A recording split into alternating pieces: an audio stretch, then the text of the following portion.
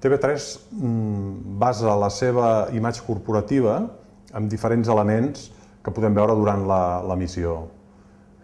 Tenim les peces que ens separen els programes, el que nosaltres en diem els molinets. Serveixen per explicar a l'espectador que anem a publicitat i quan acaba la publicitat tenim una altra peça gràfica pròpia de la cadena que ens explica que tornem al programa. Aquestes peces marquen clarament en quin punt estem mentre estem visionant el programa que sigui.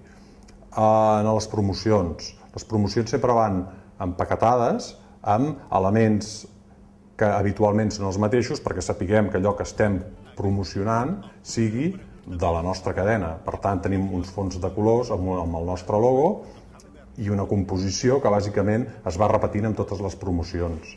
Aquesta és una altra peça molt clau de la continuïtat de TV3.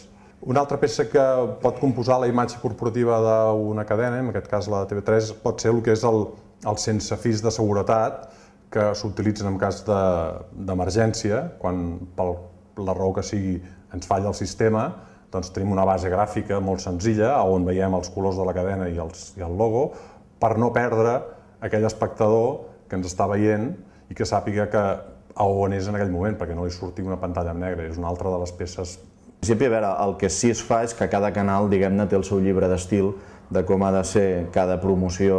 No és el mateix les promos de TV3 que en aquest cas les del Canal 33, cada una té la seva tipologia, i aleshores aquest paraigües marc és el que es fa, diguem-ne, en el moment en què defineixes el branding del canal, com ha de ser aquell canal.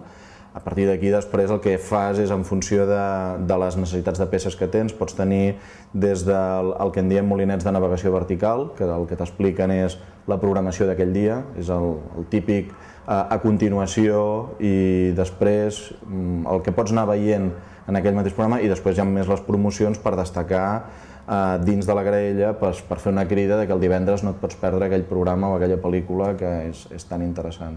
Es feien el que nosaltres en diem molinet vídeo, que són bàsicament peces fetes a partir d'altres programes, on aprofites per promocionar presentadors de la casa, personatges d'alguna sèrie de producció pròpia, i aquests s'utilitzaven per explicar que és un codi nostre, però jo crec que l'espectador l'acaba entenent i et serveix per això, per explicar d'on vens i a on vas. Quan talles el programa per anar a publicitat o s'acaba la publicitat i reanuda el programa que estaves veient en aquell moment. Com que tenim una continuïtat de cadena basada molt en 3D, doncs introduïm elements nostres, o sigui, elements, referents a la Fórmula 1, en aquest cas els vehicles de la competició, en aquest espai nostre. Es pensen unes quantes històries que puguin ser tan atractives i que puguin jugar amb el logotip de la casa, de manera que facis una peça més o menys atractiva i que serveixi d'element continuista de la cadena. Es decideixen quines històries són les bones, intervenen decidint, per exemple, que hi ha un vehicle que fa unes giragonses i que en comptes de fum treu tresos, són elements d'aquest caire. O una sortida, escenificar una sortida de cursa, tenint 3 o 4 vehicles que surten a partir d'un semàfor, com el mateix de les carreres, però format per tresos. Sempre hi ha el tres que intervé amb aquests elements externs, que en aquest cas són els vehicles.